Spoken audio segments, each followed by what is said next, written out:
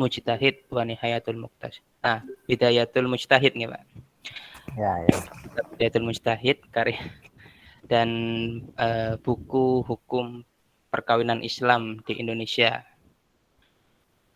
Baik, seperti biasa, marilah sebelum kita mulai kajian, kita buka kajian ini dengan pembacaan suratul Fatihah dengan harapan apa yang akan kita kaji bersama pada malam hari ini menjadi ilmu yang barokah, manfaat fid dini wa dunya wal akhirah. Ala hadhihi niyyah wa ala kulli niyatin shalihah. Al-Fatihah. A'udzu billahi minasyaitonir rajim. Bismillahirrahmanirrahim. Ar-Rahmanir-Rahim.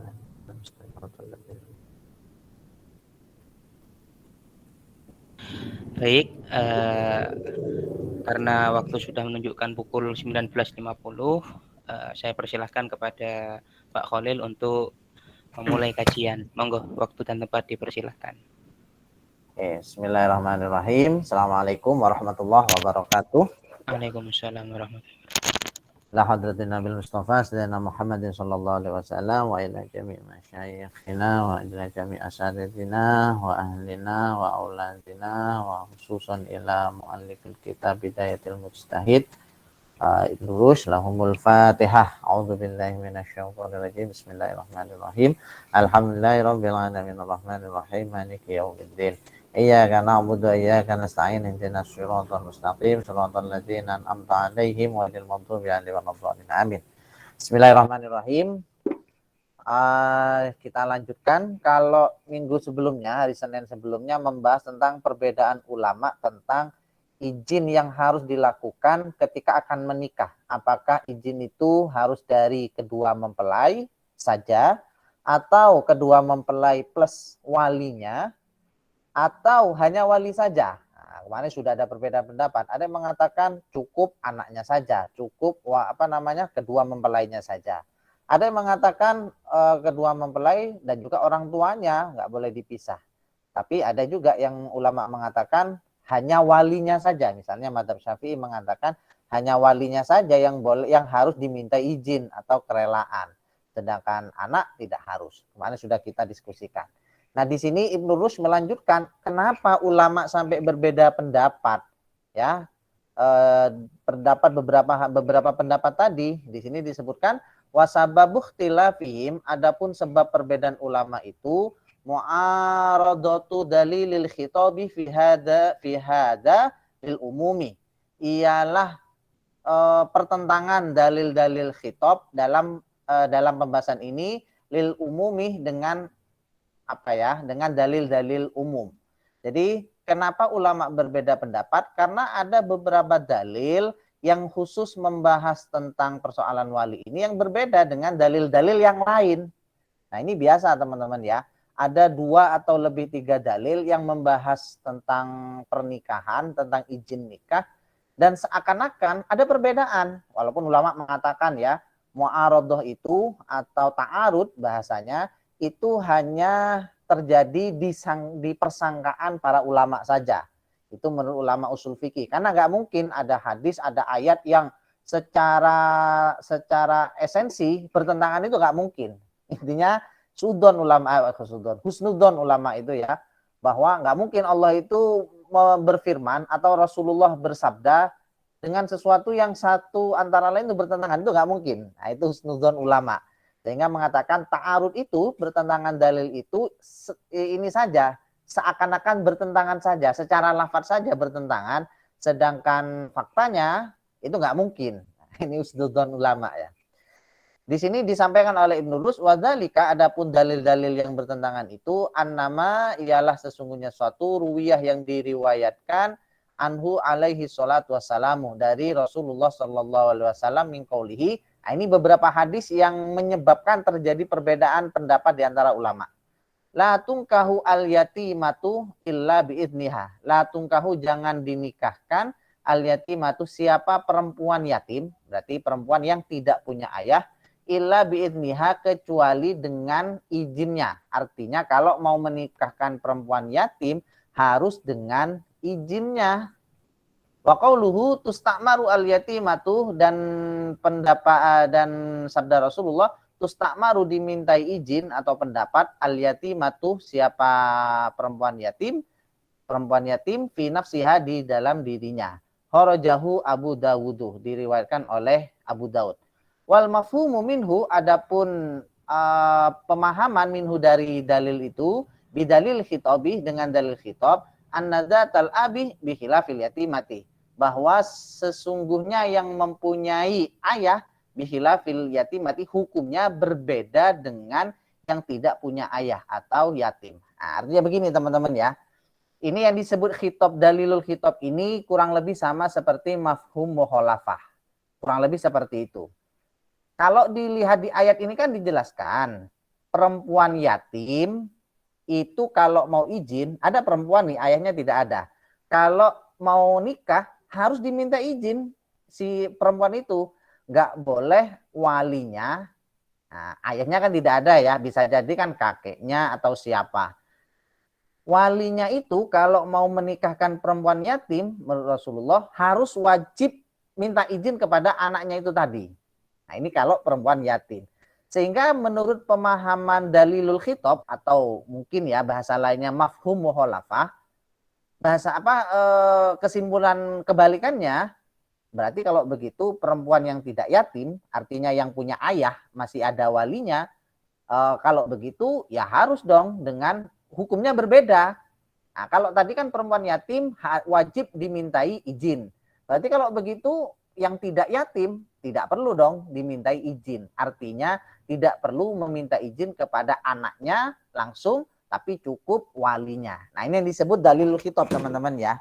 Misalnya sering kita ini dalam sehari-hari. Misalnya saya katakan saya katakan dia punya seorang contohnya begini, saya adalah pemaaf, atau saya kasih contoh lain, saya adalah seorang yang jujur. Nah, misalnya saya mengatakan seperti itu. Mafhum mukhalafahnya atau kebalikannya, berarti saya kan bukan pembohong. Ini disebut dalil khitab teman-teman ya, atau mafhum mukhalafah. Ketika saya bilang saya adalah seorang yang jujur, saya punya sifat jujur, berarti kebalikannya saya bukan pembohong. Nah, begitu. Ini masuk dengan dalil khitab. Jadi ketika di hadis disebutkan perempuan yatim, berarti yang tidak punya ayah kalau nikah wajib dimintai pendapatnya. Hukum kebalikannya, kalau begitu perempuan yang masih punya ayah, nah ya berarti kan bukan yatim, berarti kebalikan dari yatim, berarti tidak wajib dimintai pendapatnya. Artinya wali sendiri boleh dong menikahkan anaknya walaupun tanpa seizin anaknya tersebut. Nah ini pemahaman khitab. Ini menurut ulama bertentangan dengan hadis-hadis yang lain. Nah, hadis yang mana? Di sini dilanjutkan. Wa qauluhu alaihi salatu wassalam fi hadis Ibni Abbasin al-masyhuri, dan bertentangan dengan pendapat atau hadis Rasulullah sallallahu alaihi wasallam. Hadis itu tadi bertentangan dengan hadis Rasulullah, wal bikru tustakmaru. Adapun perempuan yang perawan, tustakmaru ialah harus dimintai pendapat. Yujibu bi umumihi, atau yujabu diwajibkan bi umumihi, sebab keumuman hadis al bikru tustakmaru ini istimaru kulli bikrin, yaitu memintai pendapat setiap orang atau semua orang perawan. Wal umumu, adapun lafadz yang umum, aqwa min dalilil khitabi, ialah lebih kuat daripada dalil khitab, ma'a annahu kharraja muslimun fi hadis Ibni Abbas ziyadatan. Oke, wa huwa annahu qala alaihi salatu wassalam, wal bikru, adapun seorang perawan, yasta'dzanuha abuha, yaitu dimintai izin abuha, meminta izin kepada itu bikr, perawan, abuha siapa ayahnya. Wa huwa nassun fi maudhi'il khilaf. Nah, oke, saya jelaskan dulu teman-teman biar tidak bingung. Di pembahasan sebelumnya kan membahas tentang ini, perempuan perawan yang sudah balighh. Nah, begitu ya. Kalau perempuan itu sudah perawan, masih perawan dan sudah balighh, apakah harus dimintai pendapatnya si anak perempuan itu tadi? Nah, ulama kan berbeda pendapat. Ada yang mengatakan, oh tidak harus dong, tidak harus dimintai pendapat karena dia masih perawan. Contohnya mazhab Syafi'i mengatakan begitu. Yang penting dia masih perawan, nggak perlu dimintai pendapat. Orang tuanya berhak menikahkan anaknya tanpa seizinnya, tanpa sepengetahuannya. Kalau bahasa anak sekarang, wah ini kejem ini ya. Ini bahasa anak sekarang ini ya. Kok bisa menikahkan anaknya tanpa dikasih tahu?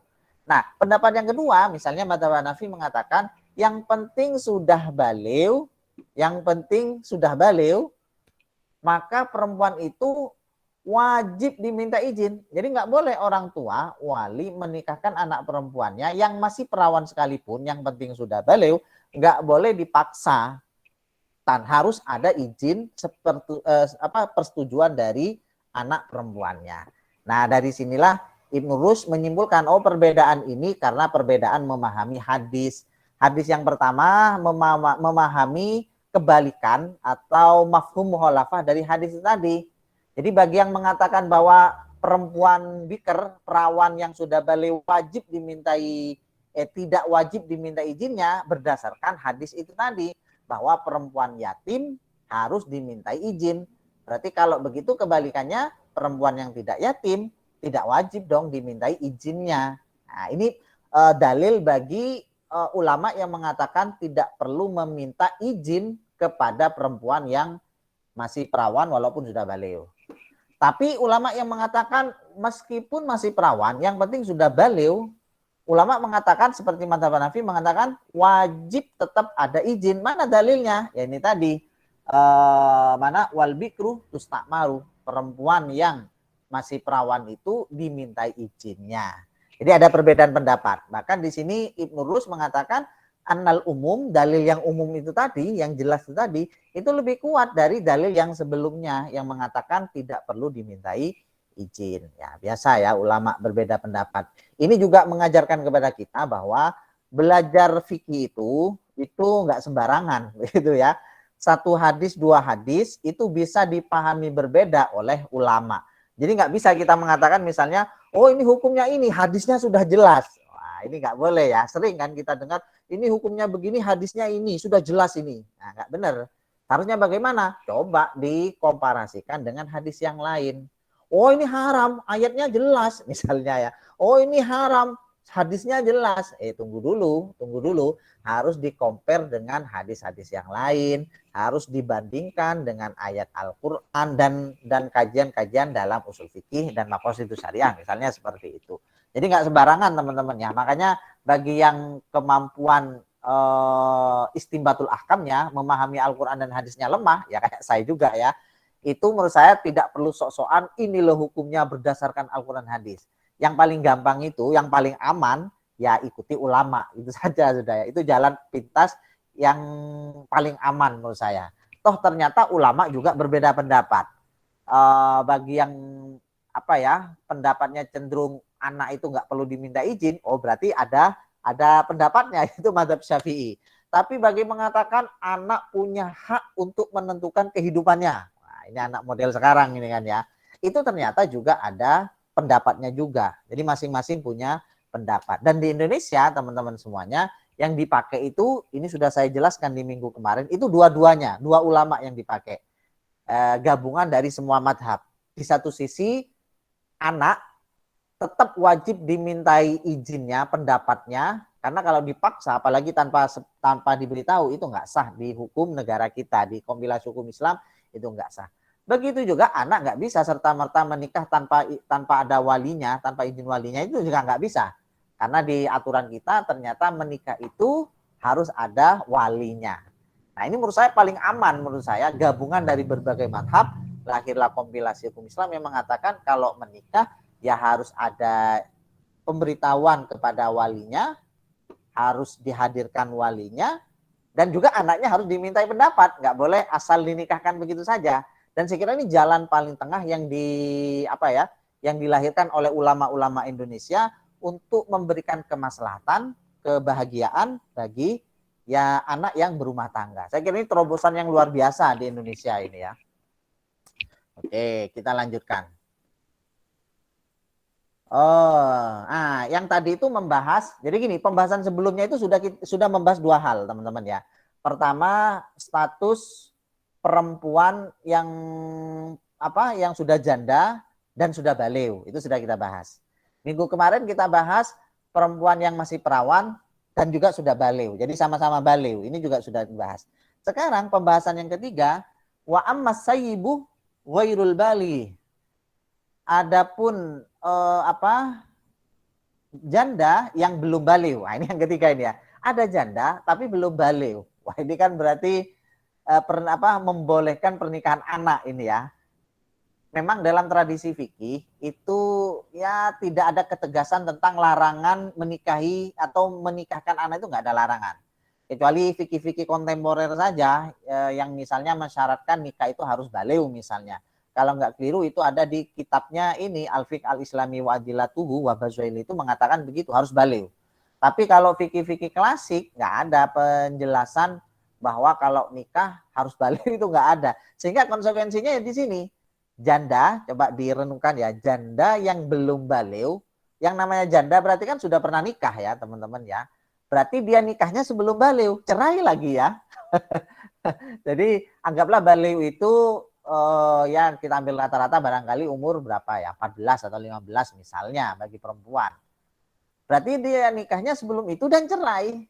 Nah, ya, itu yang disebut dengan janda yang belum balighh.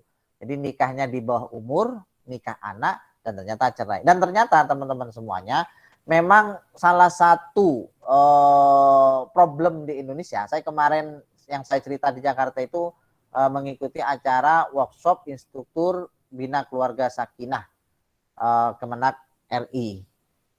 Jadi itu nanti insya Allah akan memberi pelatihan-pelatihan kepada kepala-kepala KUA atau penyuluh-penyuluh di seluruh Indonesia bersama tim yang membahas tentang ini, keluarga sakinah. Nah, di salah satunya itu cerita problem apa yang paling banyak di Indonesia ini berkaitan dengan pernikahan. Di antaranya adalah pernikahan anak. Ya, salah satunya yaitu tadi pernikahan anak itu rentan terhadap perceraian. Dan selain itu masih banyak lagi problem-problem yang lainnya. Nah, kita bahas secara normatif dulu. Janda yang belum balighh, ini saya kok membahas ini kayaknya gimana gitu ya. Ini belum, masih anak-anak, menikah, cerai lagi ya. Berarti ini fakta. Kitab ini sesungguhnya tidak hanya teoritis. Ini fakta, fakta juga ya. Bahwa ternyata anak yang berstatus janda sebelum balighh itu ada ternyata ya. Wah, ini teori sekaligus fakta. Wa amma sayyibu ghairul baligh, adapun janda yang belum balighh, dibayangkan saja umur berapa nikahnya. Umur berapa Mas Alwi nikahnya ini ya? Umur 10 tahun kayaknya ini. Ini sudah berstatus janda. Fa inna Malikan wa Abu Hanifah, sesungguhnya Imam Malik dan Imam Abu Hanifah qala, ialah berpendapat siapa keduanya. Yujbiruha al-abu alan nikahi. Boleh memaksa ijbar ini maksudnya menikahkan tanpa izin al-abu siapa orang tua alan nikahi terhadap nikah. Artinya menurut Imam Malik dan Abu Hanifah, perempuan janda yang belum balighh boleh diijbar, boleh dipaksa nikah oleh orang tuanya. Karena pandangan Imam Malik dan juga Imam Abu Hanifah, yang dilihat bukan janda atau perawannya, tapi belum balighnya. Ini yang perlu ditekankan teman-teman ya. Jadi mazhab Hanafi itu lebih berpandangan pokoknya kalau belum balighh, baik perawan ataupun janda, maka orang tua berhak menikahkannya secara paksa. Secara paksa artinya tanpa seizinnya. Bukan berarti digeret begitu, tidak. Maksudnya boleh dinikahkan tanpa seizinnya. Nah, bagaimana dengan mazhab Syafi'i? Mana tadi? Wa qala Syafi'i, dan berkata siapa Imam Syafi'i? La yujbiruha.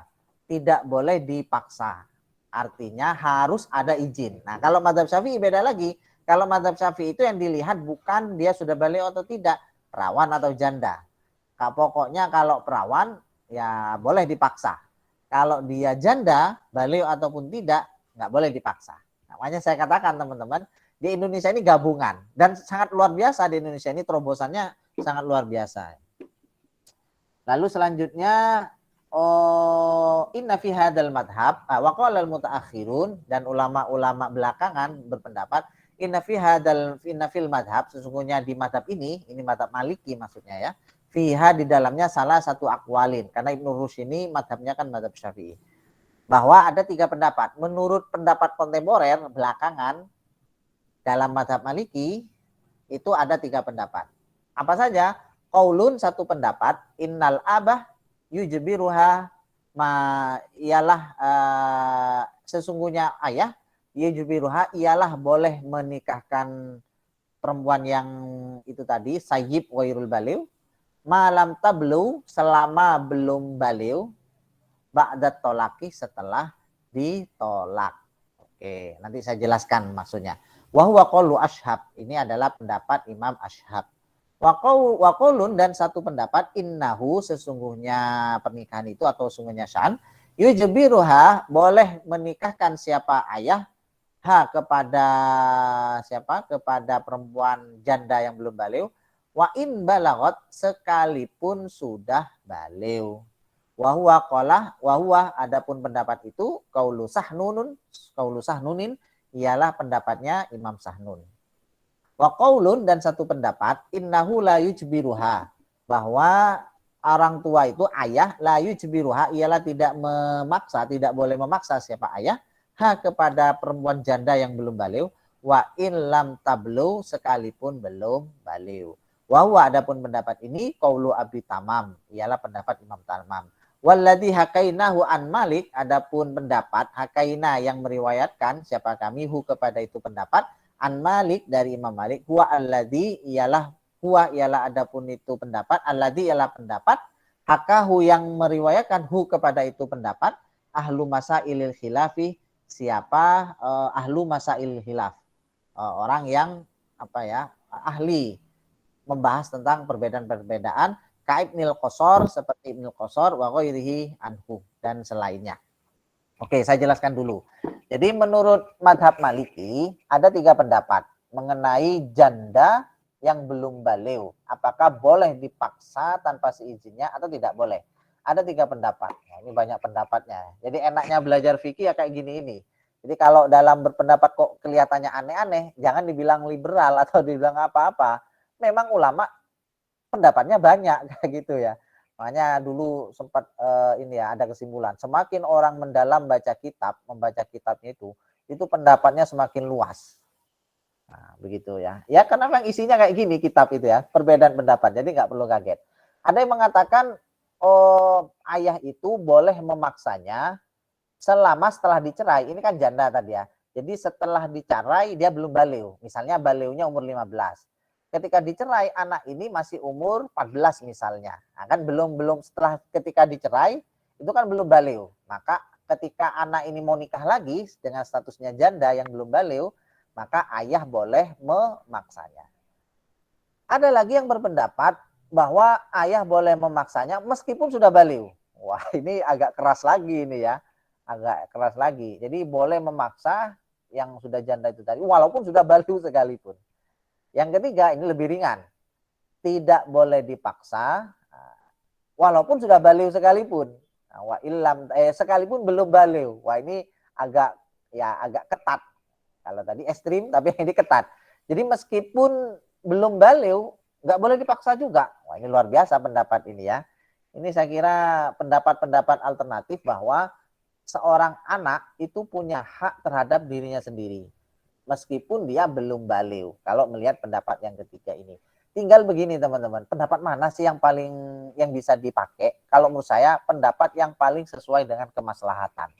Dan itu yang diperhatikan di Indonesia saya kira. Dengan mengharuskan ada izin dari anak dan wali, itu menunjukkan ada terobosan pendapat, merangkum berbagai pendapat menjadi sebuah aturan yang mengandung kemaslahatan bagi anak yang mau nikah dan juga bagi si wali. Kenapa ulama berbeda pendapat? Lagi-lagi wasababuh tilafihim, adapun sebab perbedaan pendapat itu mu'aradatu dalilul khitabih lil umumi, ialah perbedaan pendapat antara dalilul khitab. Dalil khitab itu tadi ya, mafhum mukhalafah, hukum yang diambil dari kebalikan dari hukum yang jelas.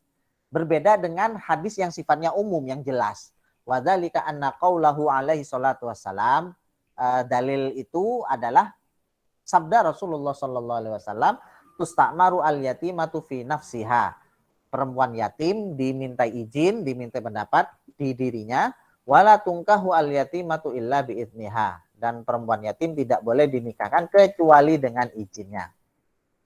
Yufhamu minhu, nah dipahami secara dalil khitab atau mafhum khalafah, anadzatal ab la tustamaru, kalau masih punya anak, punya ayah, nggak perlu dong diminta izin. Nah, begitu ya.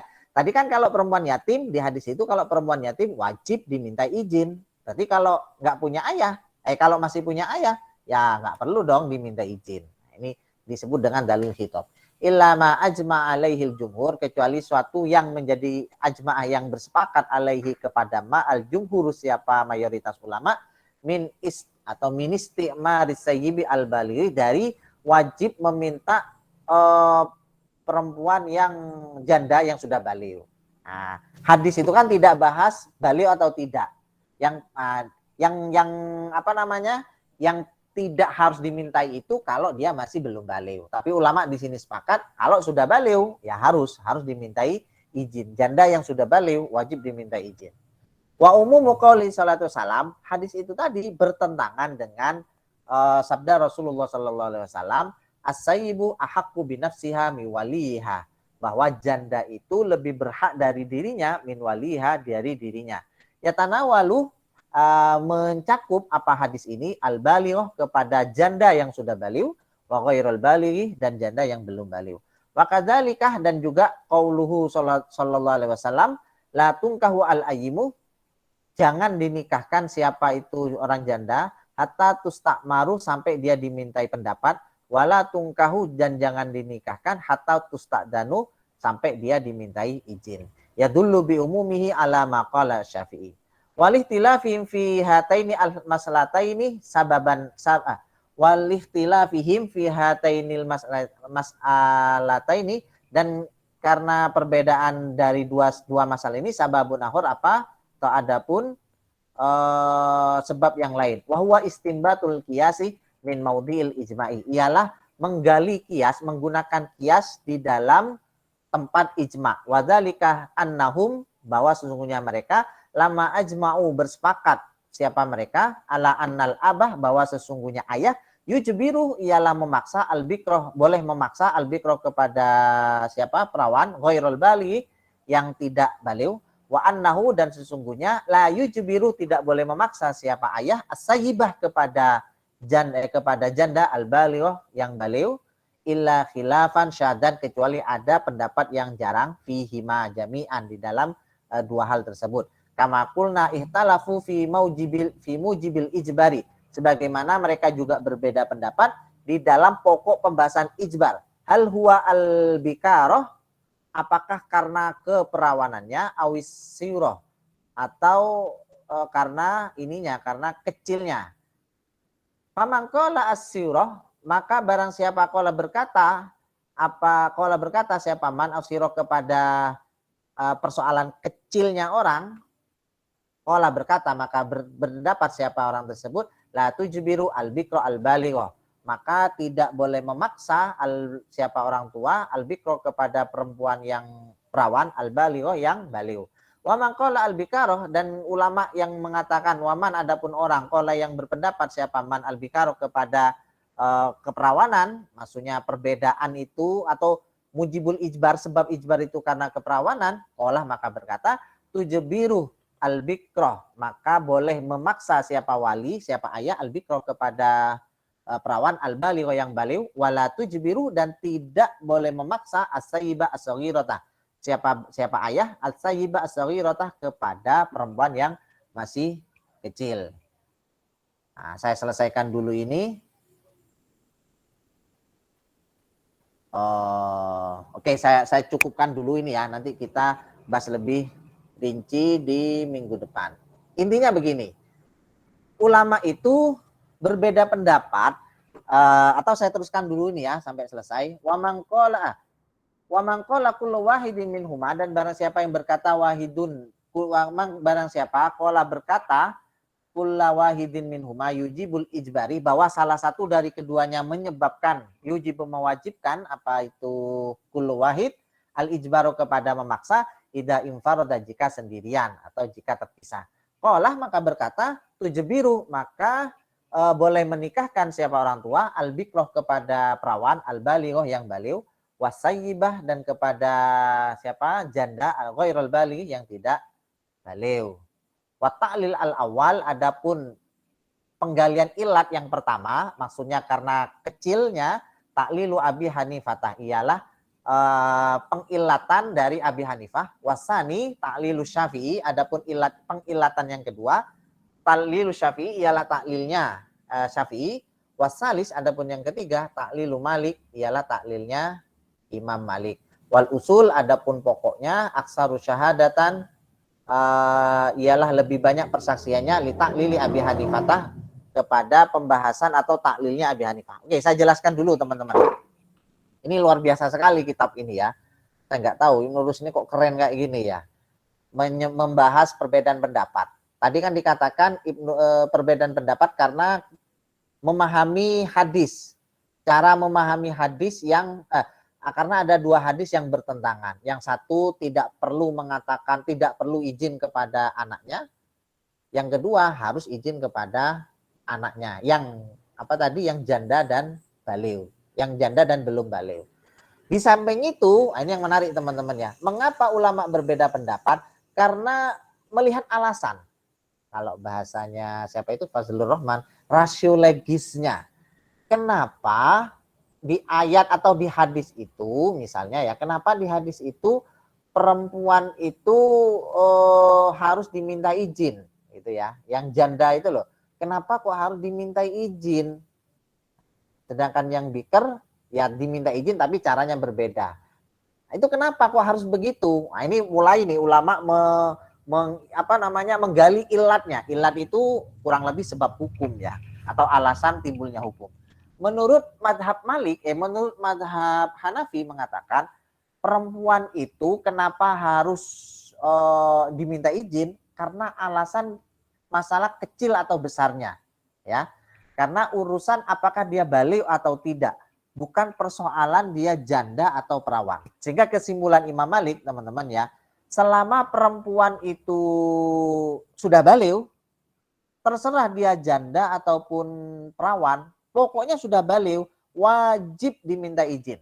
Nah, ini kesimpulannya teman-teman. Sekaligus kesimpulan kajian hari ini. Jadi saya ulangi, menurut Imam Hanafi, yang penting perempuan itu sudah balighah, janda ataupun perawan, terserah, wajib diminta izin. Kebalikannya, berarti kalau dia masih kecil, belum balighah, terserah, janda atau perawan, maka nggak perlu dimintai izin. Ini kebalikan dari madhab Syafi'i teman-teman ya. Kebalikan dari madhab Syafi'i. Kalau madhab Syafi'i melihat yang menyebabkan harus ada izin atau tidak itu bukan masalah dia balighah atau tidaknya, tapi perawan atau jandanya. Nah, ini yang perlu diperhatikan ya. Menurut madhab Syafi'i, yang penting dia masih statusnya perawan, balighah ataupun belum balighah, yang penting masih perawan, tidak perlu dimintai izin. Kebalikannya, berarti kalau sudah janda, sudah pernah menikah, balighah ataupun tidak, yang penting dia sudah pernah menikah, wajib dimintai izinnya. Nah, ini pendapat Imam Hanafi. Nah, Imam Malik ini berbeda lagi. Wah, ini belajar pendapat ulama itu buat geleng-geleng kepala ya. Pendapat Imam Malik malah beda lagi, dipisah. Jadi kalau perempuan yang masih perawan, yang sudah balighah, ya, perempuan yang masih perawan dan sudah balighah, dia boleh dipaksa. Begitu juga janda yang belum balighah juga boleh dipaksa. Berarti yang nggak boleh dipaksa yang mana? Berarti yang janda yang sudah balighah. Nah, ini bedanya ya. Janda yang sudah balighah itu yang tidak boleh dipaksa menurut madhab Maliki. Oke, itu kesimpulannya teman-teman kajian kita hari ini. Intinya mana yang paling sesuai? Yang paling sesuai adalah yang bisa dipilih adalah pendapat yang paling bisa diterapkan di Indonesia. Coba kalau di Indonesia sekarang anak kecil atau anak begitu ya, meskipun sudah balighah tapi belum menikah, dipaksa dalam arti tanpa diminta izin. Apakah bisa kayak gitu? Itu kan model kayak sekarang, kata orang-orang itu bukan zamannya Siti Nurbaya, itu kan sulit sekali. Bahkan banyak kasus, ini ada beberapa kasus begitulah ya, nanti bisa diteliti. Orang yang dijodohkan tanpa pemberitahuan kepada anaknya, itu sebagian ada yang bercerai. Walaupun sebagian juga ada yang tidak, itu ada ya.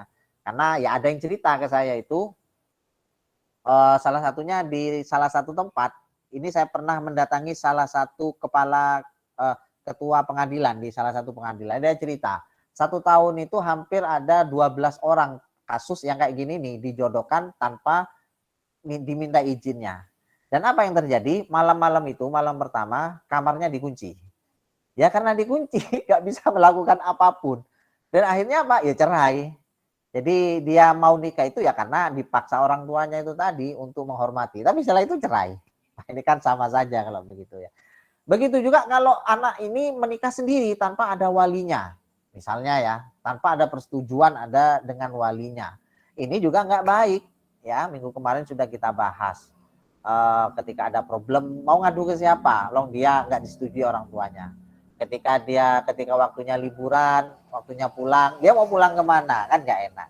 Makanya yang paling tepat itu adalah mengkompromikan semua pendapat.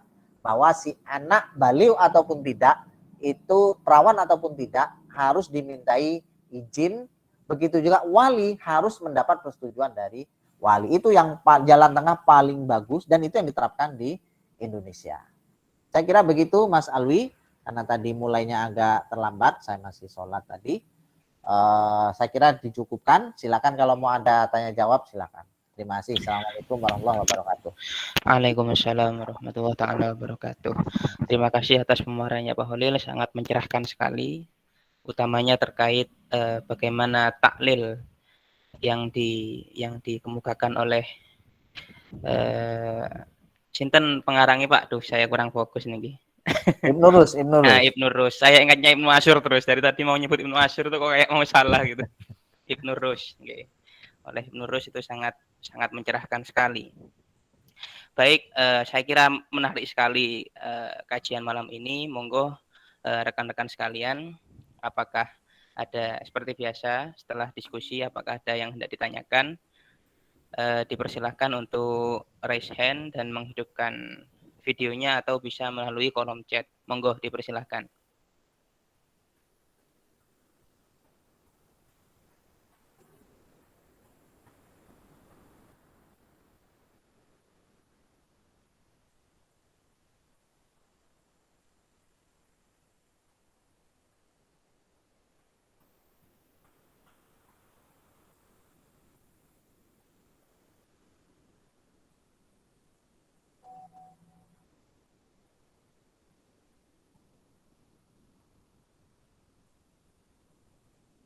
Sementara ada pertanyaan di kolom chat, Pak. Ya, dari Mas M. Dani Aljawi. Assalamualaikum Ustadz, izin bertanya mengenai perizinan jika seorang tersebut malu untuk mengakui status sebagai janda. Dan bagaimana solusinya, apakah kita harus memaksa mengakui atau bagaimana? Jadi tentang izin seseorang yang malu mengakui status sebagai janda. Malu gimana maksudnya ini? Maksudnya perizinan kemana gitu maksud saya? Monggo Mas Dani, kalau tidak terkendala sinyal mungkin bisa asilahnya ini bisa lebih diperjelas lagi deskripsinya. Mengenai perizinan yang disebut malu untuk memiliki status janda. Yang pasti begini, di KUA itu, ini kalau nikahnya di KUA ya, itu pasti ditanya, pasti di di rafa ya, ditanya statusnya apakah sudah pernah menikah atau belum, dan seterusnya. Karena itu nanti ada banyak kaitan ya, banyak kaitan nanti apakah dia sudah janda atau tidak, itu kan kaitannya banyak. Misalnya kenapa harus ditanya begitu, khawatirnya dia janda dan iddahnya masih ada misalnya, itu kan nggak boleh. Perempuan menikah di masa iddah itu kan nggak boleh. Makanya harus betul-betul dijelaskan nih dia sudah janda atau tidak. Begitu. Kalau malu, ya pakai tulisan saja. Ya, pakai tulisan. Kalau ke KUA tulis saja, Ustaz saya sudah janda, sudah pernah menikah. Biasanya ditanya terus itu sama si KUA, sama pihak KUA. Dan memang harus diakui, dalam arti harus dikatakan. Kalau disembunyikan malah itu yang tidak boleh. Khawatir itu tadi, khawatir misalnya masih sudah janda dan masa iddahnya masih ada. Iddah itu kan masa tunggu teman-teman ya. Misalnya bercerai, itu kan masa iddahnya 3 kali suci atau 3 kali haid.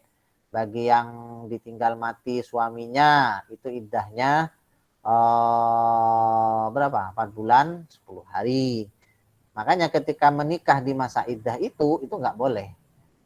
Yang bebas itu ya laki-laki.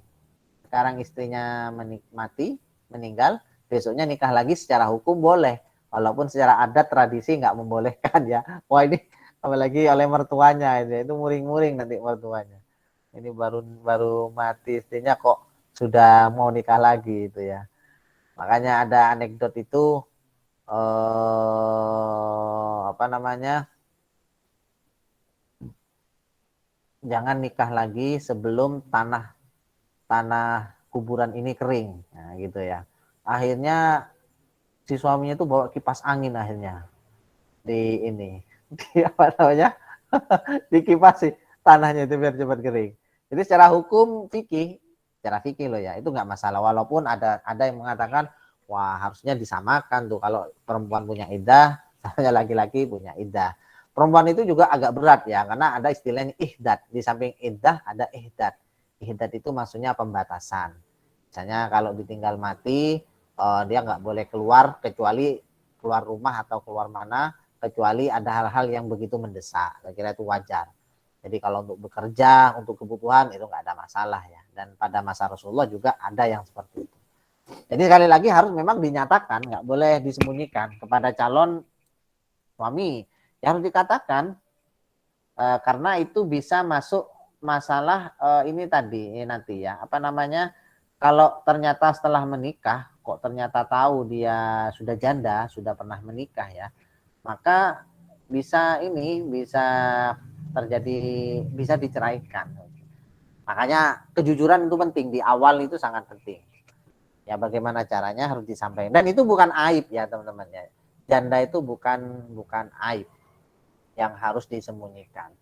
Namanya orang bercerai ya asalkan memang bercerainya karena harus bercerai ya sudah mau gimana lagi. Justru kalau ditutupi ya khawatir itu tadi nanti masuk pada hal-hal yang dilarang. Saya kira begitu, Mas Alwi. Ya, siap. Bagaimana Mas Dani? Apakah sudah didapat poin dari pertanyaannya? Atau mungkin rekan-rekan yang lain ada yang tidak ditanyakan?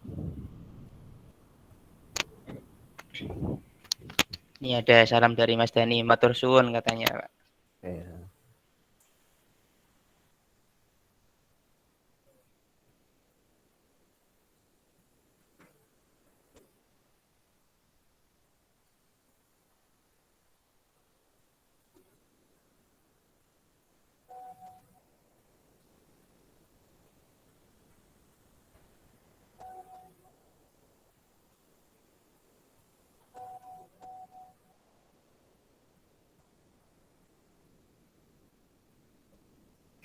Gimana? Kalau sudah cukup nggak apa-apa kita cukupkan. Ada Maka pertanyaan ada. lagi dari Mas Lufi Aziz dan Mbak Lutfiah. Assalamualaikum Ustadz, menanggapi permasalahan adat yang sering terjadi di masyarakat. Bagaimana cara menanggapinya, nggih? Terutama di adat Jawa yang banyak sekali pantangannya. Wah, ini termasuk skripsi saya dulu bahas salah satu pantangan ini, Pak. Nah, kamu yang jawab berarti itu. Aduh, bahaya. Dari Mbak Lutfiah, mohon maaf izin bertanya, Ustadz, bagaimana kalau anak perempuannya yatim piatu dan diasuh bibiknya, dan sama bibiknya dijodohkan dan si anak nggak mau tapi tetap dipaksa, jadi dipaksa berjodoh oleh bibiknya. Bagaimana Ustadz, apakah boleh anak itu menolak, tetapi bibiknya tetap maksa, jadi tidak di bawah perwalian bibik. Oke, monggo. Oke. Pertama masalah adat ya. Adat itu banyak sekali di Jawa. Saya pernah baca artikel itu mulai dari lamaran, mulai dari sebelum lamaran sampai menikah itu adatnya banyak sekali. Dan itu ternyata tidak hanya di Indonesia teman-teman ya. Kemarin ada webinar internasional itu di mana itu Pakistan itu juga begitu modelnya, adatnya banyak sekali. Jadi adat itu bukan sesuatu yang harus kita hindari, tidak. Ada beberapa adat yang penting tidak bertentangan, ya nggak ada masalah. Nah, kita fokus sekarang masalah waktu misalnya, ada pantangan. Kalau nikah di tanggal sekian, ini bisa bahaya. Tapi nikahlah di tanggal sekian biar cocok, biar bagus, gitu ya. Atau misalnya pantangannya masalah tempat. Nah, ada juga masalah tempat itu. Misalnya apa? Ngalor Kalau ngulon nikah seingat saya itu, Pak. apa? Ngalor ngulon, jadi Ya bisa tempat jadi. arah Ada rumah itu berpengaruh. Nah, bisa jadi arah rumah itu bisa. Tapi Oke. ada juga yang lain, misalnya ini ada mahasiswa dulu yang cerita itu. Jadi kalau nikah dengan yang melangkahi sungai itu nanti ada masalah. Jadi misalnya rumah yang ada di sebelah barat sungai itu punya kepercayaan di rumahnya itu kalau menikah dengan yang apa namanya di timur sungai itu bisa masalah. Dan katanya ada kasus yang akhirnya salah satunya mati, sakit atau apa begitu ya. Ada banyak kasus di Indonesia itu termasuk masalah pantangan-pantangan. Entah itu hari, entah itu tempat, entah itu biasanya juga berkaitan dengan anak, apa namanya anak keberapa. Kalau anak sulung misalnya dilarang menikah dengan anak apa, anak yang nomor berapa, itu ada. Secara umum teman-teman ya, yang penting menurut saya begini. Pertama ya, yang pertama aturannya. Yang penting adat itu tidak bertentangan dengan syariat Islam, nggak ada masalah. Misalnya yang bertentangan itu gimana? Oh, kalau tradisi keluarga ini harus dinikahkan dengan misalnya dengan misalnya nikah dua sekaligus, adik dengan kakaknya misalnya. Ini kan tradisi yang nggak boleh tentunya, karena dalam Islam itu masuk hubungan mahram, nggak boleh. Yang kalau tidak bertentangan nggak ada masalah. Yang kedua berkaitan dengan keyakinan. Nah ini yang penting juga. Jadi nggak apa-apa kita ngikuti misalnya sesepuh. Oh nak kalau nikah tanggal ini saja itu baik misalnya. Nggak ada masalah. Ya kita ikuti saja karena itu menghargai tradisi. Tapi ada tapinya. Jangan sampai meyakini kalau itu tidak dilakukan lalu menjadi masalah beneran. Yang penting nggak meyakini, dibuat enjoy saja lah. Ya sudah itu apa tradisinya resepuh ya sudah kita ikuti. Long akhirnya yo nikah juga ya kan begitu. Kita menghormati tradisi yang sudah ada itu bagus ya. Artinya kita ini kan hidup bersosial teman-teman ya. Kecuali hidupnya di satu pulau terpencil setelah nikah sudah di pulau itu setelah itu nggak kemana-mana lagi. Nah, itu nggak apa-apa lah, nggak usah pakai adat-adatan, nggak apa-apa. Tapi kan kita ini hidup sosial ya, apalagi di Indonesia ini sistem kekeluargaannya kan sangat kuat, sehingga kita hargai sosial itu kita hargai. Tapi dengan catatan yang tadi, satu tidak bertentangan, yang kedua tidak meyakini bahwa kalau melakukan hal yang tidak sesuai dengan adat itu lalu terjadi masalah. Yang penting tidak meyakini itu, dibuat enjoy saja lah. Itu intinya ya, itu nggak ada masalah. Misalnya dinikahkan kayak itu tadi, nggak boleh dengan ini di barat sungai dan timur sungai. Ya sudah ikuti saja. Ya sudah cari yang lain. Begitu misalnya ya. Yang penting tidak meyakini loh yang oh ya saya harus mengikuti karena kalau ini dilakukan saya akan celaka nanti. Ya, ini yang nggak boleh. Dibuat enjoy saja gitu seperti itu. Tapi meskipun nanti ya kalaupun harus menikah dengan yang sesuai pantangan itu tadi, nggak secara fikih nggak ada masalah, hukumnya ya boleh-boleh saja. Cuman itu tadi secara sosial tidak baik seperti itu ya. Misalnya ada juga yaitu tadi yang saya katakan melangkahi misalnya tradisi melangkahi misalnya kakaknya belum nikah lalu adiknya mau nikah duluan. Nah, itu biasanya ada tradisi harus apa gitu ya buat selamatan dulu atau apa ya silahkan. Yang penting itu tadi tidak meyakini kalau tidak melakukan itu benar-benar celaka misalnya. Nah, itu yang nggak boleh. Ya lakukan saja sesuai tradisi tanpa ada keyakinan itu. Toh tradisi itu juga untuk menghormati masyarakat sekitar. Menurut saya kok begitu ya. Saya jawab dulu yang kedua, nanti kalau ada respon silakan. Masalah pemaksaan ya. Ini ya sama kayak tadi jawabannya. Menurut madhab Syafi'i boleh si anak itu asalkan dia sudah belum balighh ya. Kalau madhab Syafi'i itu kan yang penting perawan apa kalau masih perawan balighh atau tidak boleh dipaksa tanpa izinnya, tanpa kasih tahu pun boleh menurut madhab Syafi'i itu ya. Yang penting dia masih perawan. Sedangkan menurut mazhab Hanafi, yang penting dia belum balighh, perawan ataupun janda boleh. Tapi apakah mengandung kemaslahatan di era sekarang misalnya? Menurut saya kok kurang tepat ya. Secara hukum ini juga kurang tepat, dipaksa begitu kurang tepat karena nanti bisa berakibat pada pernikahan yang dipaksa itu kan akibatnya kurang baik, walaupun nanti bagaimana cara mengucapkannya saja, cara mendiskusikannya saja, ini butuh skill komunikasi yang baik. Nah, jadi bedakan dua hal ya. Secara hukum ulama berbeda pendapat, ada yang mengatakan boleh dipaksa, ada yang mengatakan tidak boleh dipaksa. Tapi yang terpenting selain itu adalah bagaimana cara mengkomunikasikan. Misalnya kenapa bibinya harus menikahkan anaknya itu tadi. Nah, begitu juga si anak kenapa kok tidak mau, ini juga harus dikomunikasikan secara baik. Apalagi ini bibinya ya. Oh ini yatim piatu. Ya sama kayak tadi. Oh, ini berarti begini teman-teman. Maaf ya. Karena ini bibinya bukan orang tuanya, beda kasus teman-teman ya. Kalau yang boleh memaksa atau istilahnya wali mujbir, nah ini saya kira tadi ya. Kalau yang boleh memaksa itu ayah atau ayah dan kakek kalau mazhab Syafi'i. Sedangkan selain ayah dan kakek itu asalkan dia masih wali, ya pamannya, ya siapa begitu ya. Itu tidak boleh memaksa, nggak boleh ya. Ini yang saya bahas tadi kalau dia ayah, artinya wali mujbir. Kalau yang wali ghairi mujbir, mau dia anak kecil, sudah dewasa, perawan ataupun janda, nggak boleh dipaksa, harus diminta izin. Bahkan begini kasusnya nanti, ketika dia masih anak kecil misalnya, belum balighh, dan dia ketika sudah menikah, sudah balighh. Suatu saat ketika balighh, dia dimintai pendapat, apakah mau meneruskan pernikahannya atau tidak, sampai segitunya. Karena kalau bukan walinya, tidak boleh memaksa. Apalagi ini bibi ya, dalam kajian fikih itu kan bukan wali. Kecuali nanti ada di mazhab Hanafi, ada sedikit membahas tentang perempuan menjadi wali. Tapi secara umum perempuan itu kan tidak bisa menjadi wali ya. Ini nanti adalah pembahasannya sendiri. Itu nggak boleh memaksa, ya nggak boleh memaksa. Saya kira begitu. Oke. Bagaimana Mas Lutfi Aziz dan Mbak Lutfia? Apakah sudah didapatkan poinnya?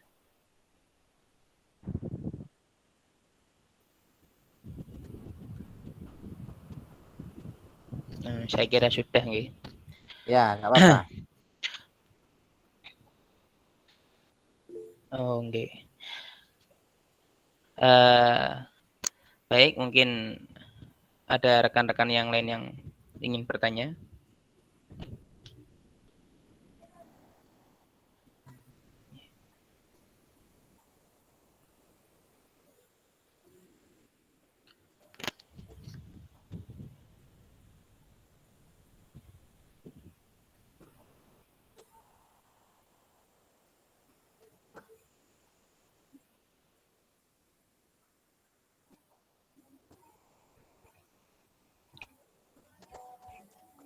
Oke, kalau sudah dicukupkan Mas Alwi. Oke, baik. Karena mungkin belum ada yang bertanya, mungkin kajian sesi ini dicukupkan, dan mungkin kalau ada yang tiba-tiba setelah kajian sudah keluar dari room G-Meet kok muncul pertanyaan, baru muncul, bisa dilanjutkan di grup WA ya. Insya Allah Pak Khalil dan rekan-rekan yang lain mungkin bisa saling bertukar pandangan dan diskusi di grup itu, supaya kajiannya lebih aktif dan banyak memberikan manfaat. Oke, seperti biasa sebelum diakhiri, Pak Khalil dimohon untuk memberikan closing statement untuk kajian malam ini. Oke, Bismillahirrahmanirrahim. Ada dua hal. Pertama, kesimpulan fikihnya bahwa menurut mazhab Syafi'i mengatakan anak perempuan itu yang penting dia sudah balighh, Hanafi ya. Jadi tolak ukurnya balighh atau tidak. Pokoknya kalau sudah balighh, janda ataupun perawan, tidak boleh dipaksa, harus diminta izin. Ini berbeda pendapat dengan Imam Syafi'i atau mazhab Syafi'i. Tolak ukurnya adalah perawan atau tidak. Yang penting sudah janda, mau balik ataupun tidak, maka harus diminta izin. Berarti kebalikannya, kalau belum belum masih perawan, maka boleh dinikahkan tanpa izin. Sedangkan mazhab Maliki berbeda pendapat. Kalau anak perempuan perawan kok meskipun sudah balighh boleh tanpa diminta izin. Begitu juga janda yang masih kecil boleh tanpa diminta izin. Tapi janda yang sudah balighh harus diminta izin. Itu kesimpulan pertama. Kesimpulan yang kedua, yang paling baik menurut saya adalah harus ada komunikasi antara wali dan anaknya. Si anak diajak ngomong baik-baik, begitu juga orang tuanya diajak diskusi dengan baik-baik juga. Karena nanti pernikahan ini tidak hanya untuk 1 hari 2 hari, tapi selanjutnya sampai mati, sampai di akhirat nanti. Saya kira begitu Mas Alwi. Mohon maaf jika ada kata yang salah dalam banyak aspek. Saya ucapkan terima kasih. Wallahul muwaffiq ila aqwamit thoriq. Wassalamualaikum warahmatullahi wabarakatuh. Waalaikumsalam warahmatullahi wabarakatuh. Terima kasih Pak Khalil dan rekan-rekan sekalian yang telah menyimak dan mengikuti kajian ini dari awal hingga akhir. Selanjutnya saya selaku moderator mohon undur diri, mohon maaf apabila ada kesalahan baik dalam tindakan maupun ucapan secara virtual. Akhirul kalam dari saya, ihdinas siratal mustaqim. Wallahul muwaffiq ila aqwamit thoriq. Sehat selalu. Wassalamualaikum warahmatullahi wabarakatuh. Waalaikumsalam warahmatullahi wabarakatuh. Matur nuwun Pak Khalil, rekan-rekan sekalian.